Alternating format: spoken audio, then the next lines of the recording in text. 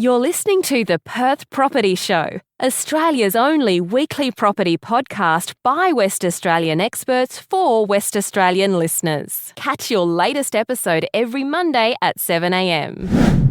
Good morning, everyone. Welcome to the Perth Property Show. My name's Trent Fleskens, your host as always, and it surprises me, but it's been 153 episodes, and we've never actually spoken about what I do every day.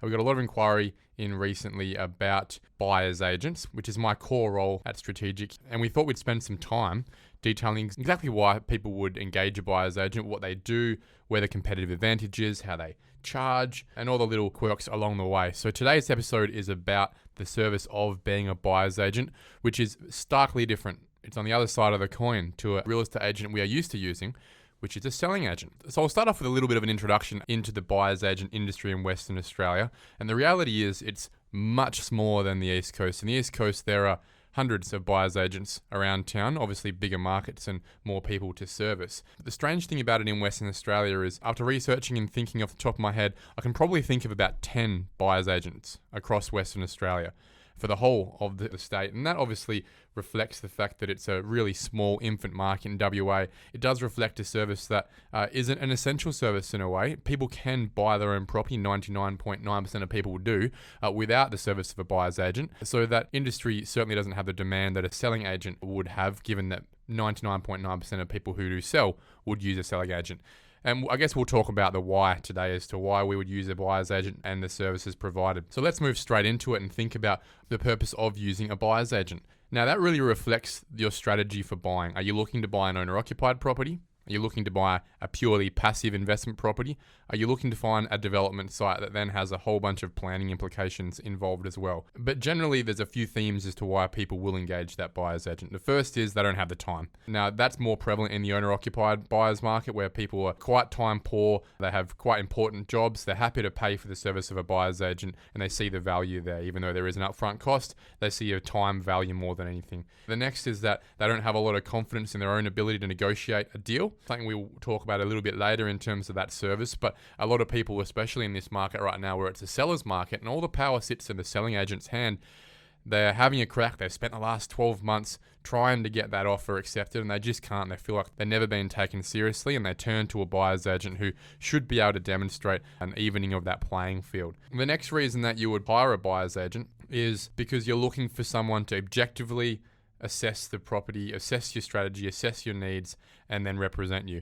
And what I mean by that is that not only are we looking for someone to be able to find us the cheapest price, the best value for a property, we also need someone to be able to tell us when we're paying too much. And obviously when you're not objective, when you're subjective, you're getting emotional. For example, you get to an auction, a lot of people will be quite scared that they're going to overpay for a property. So people do like to employ a buyer's agent for that pure reason of having someone with objectivity who isn't emotional about the deal, being able to demonstrate where the point of value is for a property and no higher. And again, that really does help at auction. Segueing into auctions, that's very much a niche skill and one that most people don't have a lot of experience in. So you might find that people will hire a buyer's agent not to find the property because it might be very particular to them as an owner-occupier with regards to their needs. But when it comes to auction, hiring someone to represent them on the day who has that experience of understanding when to put the first bid in, when to hold back, and then when to go and really go at the price. That is a skill in itself and very much requires the talents of someone who, for example, will be very good at poker. Big percentage of people who engage buyer's agents are also people who are outside of the market. So these are people who are international buyers, people who are in Perth, for example, come from the East Coast and don't have a lot of understanding of the local factors that would affect a suburb or a region, but they know broadly on a macro basis they want to invest in Perth. They hear on the radio and on the news and through the data that Perth is going into an upswing, but they wouldn't know where to start. And you might find that the other way. We have a number of clients who over time have hired a buyer's agent to buy something in Sydney or Melbourne or Brisbane. Again, same thing. They want to diversify their portfolio. They see opportunity on the East Coast. They don't know where to start, and therefore they pay someone who does this for a living every day. And most of those reasons are for people who are looking to buy owner-occupied properties. When you switch into that investment and development space, there then becomes another layer of information that people generally don't have, that they recognize they don't have, and that's around the planning space, around rental yield space, and this is where it's all about risk mitigation. So we are now making more of a financial decision. People will hire a buyer's agent to make sure that the development site they're buying or the investment property they're buying doesn't have pitfalls that will cost them a whole bunch of money along the way that they haven't identified. And it's really about hiring someone to protect them from what they don't know. Specifically to property development, it might be a buyer's agent who has specific planning skills, like at Strategic, for example, where we focus on mitigating risk with regards to undertaking small-scale development. And that might be about identifying all the costs that most people couldn't identify without experience that would go into the feasibility of that development itself. So a buyer's agent is used for a spectrum of reasons, and also at different levels of involvement. So that's the why. That's why we would hire a buyer's agent. It's why more and more people are, especially in this market. And that segues us into the seller's market that we're in today and why more and more people are choosing to hire a buyer's agent to represent them. And the biggest reason is the FOMO. More people are buying, more people have a fear of missing out, and that brings a couple of reasons to it. In a seller's market where the selling agent has all the power, and there's generally going to be someone else outbidding you amongst most properties, the buyer's agent's role is less about getting the cheapest price and more about being able to lock down a purchase in the first place, along with mitigating risks on that property that will always be risks no matter the market. So we have a number of clients that come into us, say, look, Trent, we've been trying for a year to find a property, first home buyers, no one takes us seriously, we always get outbid. Even if we put the highest price in, they end up choosing a bid that's cash or that has pre-approval in finance or that has different settlement conditions that the seller prefers. And that's where, in this market, people start to get despondent. They feel like they're not being taken seriously by the selling agent. People will engage a buyer's agent because they want to be able to get on a level playing field, not only with regards to negotiating, not only with regards to identifying value and the right price, but also identifying properties in the first place that may be off market, that may simply be on market, but because people work a full-time job, they need someone whose full-time job it is to find properties and get in, put an offer in on the first day, for example. And furthermore, be able to have those real collegiate conversations as equals between a buyer's agent and a selling agent about how this sale is going to run, about what price we're expecting, about whether we should even bother spending our time on this. It's a very different story between a seller looking to make a quick sale or a seller looking to have an end date sale or an auction or looking to have multiple bids and push the price as far as possible. Identifying that quickly will help the buyer be able to understand whether it's worth even going for that purchase or not. Now, in a buyer's market, it's very different. In a buyer's market, the buyer has the power, and therefore the buyer's agent also has a lot more power because selling agents are desperate to sell. They don't have 10 offers coming at them every day, and what they're looking for is generally a solution. So sellers will be calling actively buyer's agents to say, look, I've got this one coming up. I'm not going to be able to get the listing unless I have a solution for the seller, and that means I need to be able to find a buyer quickly. Do you want to buy this property, and what price do you want to pay for it? So the conversation is very different in a buyer's market where we have the control of the price. Not only can we take a bit more of our time, we also dictate the price as well as the terms. And with regards to the terms, they're generally very different between a buyer's market and a seller's market. In a seller's market, we're looking to stand out, we're looking to not compete. And what I mean by that is we're looking to provide the path of least resistance for a seller because price is always going to be something that is first and foremost.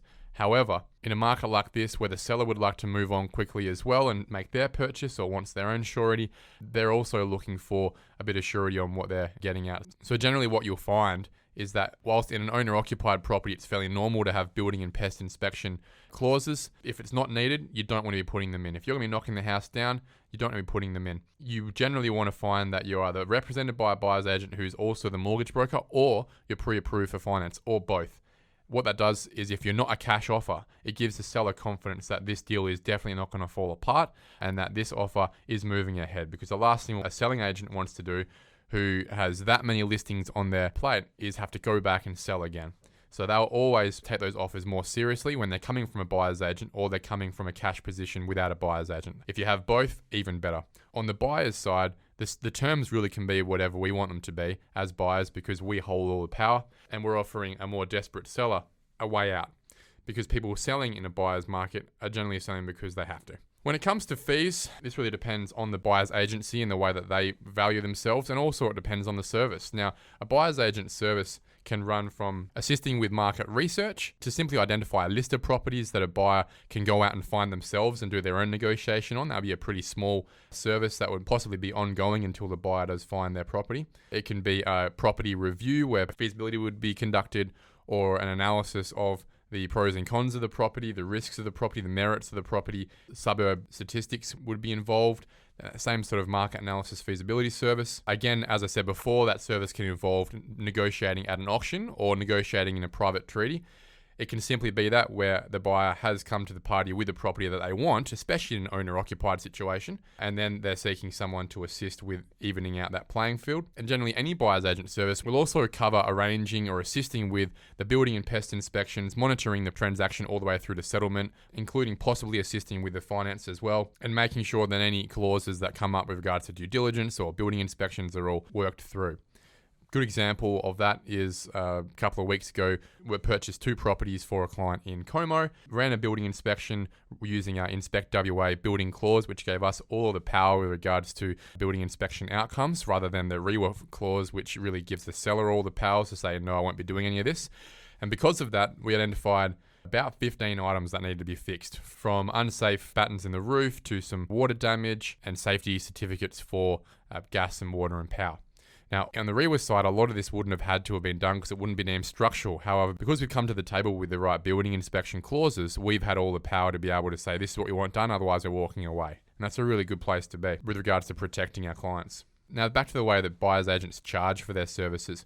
You'll generally find that a lot of those market research, feasibility services or negotiation services will run from anywhere from a couple of $1,000s up to maybe $5,000-$6,000, depending on the complexity of the work needed to be done. When it comes to a full bottle service with regards to identification and negotiation on a continual basis until that property is found, we generally find the industry charges either a flat fee or a percentage fee. Now, we are not fans of a percentage fee here at Strategic, and that's because that percentage fee comes from a seller's agent perspective, where the higher the price, the higher the fee. But the reality is that's a conflict of interest of the way that the buyer's agents are supposed to work. We're supposed to be getting the lowest fee, and therefore having a percentage link to your fee really doesn't make sense as a buyer's agent. Therefore, we charge a flat fee, and generally those flat fees will cover somewhere between $10,000 and $20,000, depending on the general value of the property. So the fee will reflect the value, but it won't go up or down, for example, based on the price. It's a flat fee, generally agreed. And a lot of buyer's agents we see these days are going in that direction. Now, the way that is charged is generally a retainer up front to get the buyer's agent working, and then the balance of the fee paid at settlement as part of your settlement proceeds with the settlement agent. Now, that's a little bit different to a selling agent where they only get paid on the settlement. Buyer's agents generally will have a retainer up front to get them moving and working, because there's always that risk that as a buyer you decide to pull out after 2 months of work and the buyer's agent is left having done 2 months of work without being paid. Now, we get a lot of questions from our clients with regards to off-market purchases and whether there is a clear competitive advantage going through a buyer's agent to find properties off-market where they're not having to compete with other buyers at the negotiation table. And the reality is, yes, off-market purchases are a big part of our business. I think the numbers are for us, 45 of the last 50 transactions we've undertaken have been from off-market opportunities that have come directly to us from selling agents we have a relationship around the state with. However, that is not by design. What we've generally found is that we get better value off-market because we're not having to compete with less informed buyers or more desperate buyers on the market. And therefore, it's more that when we're buying on-market, it's less likely we'll be interested to buy at that price. However, when we do get opportunities off market, it's more likely we'll have the ability to have more of a frank conversation about value. And the seller, given they're interested in selling off market, is also more amenable to that outcome. So an off-market transaction is one that a lot of people are keen on, and it is something that you can expect from a buyer's agent. However, it will generally take as long as it takes to achieve that, because those off-market opportunities don't come as often as the 900 listings you'll see a week on market. Now, what makes a good buyer's agent? A good buyer's agent is one that firstly does their homework. They are focused on mitigating risk, and the service you're paying for from a buyer's agent is not for them to buy you that property. It's for them to not buy 99 properties before they eventually suggest that one property that is right for you. And the reason for that is anyone can go out and buy a property. It's something we can all do without the service of a buyer's agent. However, it's about the risk mitigation of why you shouldn't buy the 99 properties before that will put you in good stead for this long-term investment that you're looking to make, whether it is an owner-occupied property or an investment property. A good buyer's agent has many relationships with all the selling agents around Perth, and that's where they get their off-market opportunities. That's where they understand market value, and that's where they get a bit of an angle, a bit of a look in to be able to purchase a property with a bit more favour with the selling agent compared to someone coming off the street. And that happens for us all the time when we're buying on market. We get treated more seriously, we get more time to make a decision, and we generally get the last right of refusal on pricing, which is really fantastic for us to be able to be in control of our purchasing. A good buyer's agent is also not a handball service. We do see some buyer's agents out there where we scratch our head and wonder, where was the value in that purchase? You've paid way over for that property, and there is no real intrinsic fundamental reason why that property would go up any faster than any other properties in the area. Therefore, a good buyer's agent understands how to explain to their clients why fundamentally this property will be worth more in the future, whether it's through passive fundamentals of the area or through active development strategies that will see more profit in this purchase than anywhere else down the track. And therefore, a good buyer's agent has a really strong property investment report. It explains to the clients not only comparative market sales around the area, but also planning perspective with regards to services that are underground, with regards to feasibilities on what you would actually be doing with this site, with regards to rental yields, and also an explanation of the best debt equity mix that they would suggest for your purchase. And the best buyer's agents generally have all of those services in-house to be able to bounce the opportunity, but also the risk mitigation against each other. So the best buyer's agents have in-house settlements, in-house mortgage broking, in-house planning, in-house property management, so that all of those services for you as a buyer are taken care of, not only from a time perspective, but also from that focus again of risk mitigation, where no stone has been unturned in making sure that there's no reason why you wouldn't be buying this property at this time.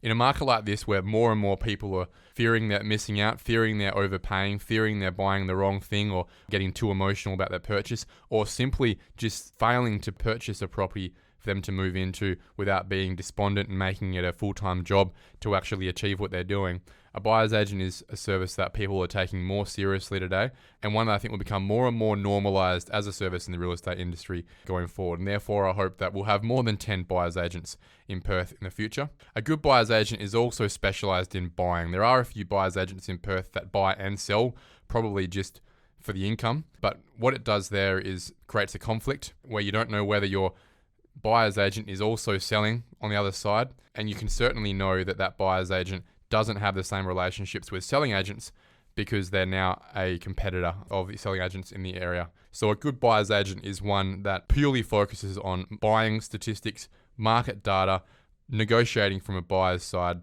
and mitigating risk. Guys, I hope this was an informative conversation. Next week, we'll be talking with Carl Hardy-White again to give us an update on the building industry. Things have gone absolutely manic again in the last few months, and I think it will be really pertinent to get an understanding of how things are going right now, but also whether things are going to start to cool down over the next few months. Thanks a lot for listening, and I look forward to speaking to you next week. Thank you for listening to another episode of the Perth Property Show. If you've only just joined the conversation, you can catch up by heading over to our website, perthpropertyshow.com.au, subscribing to the podcast, or joining our Facebook page. Don't forget to tune in next Monday at 7 a.m. for more expert insights, local analysis, and suburb spotlights. Happy hunting!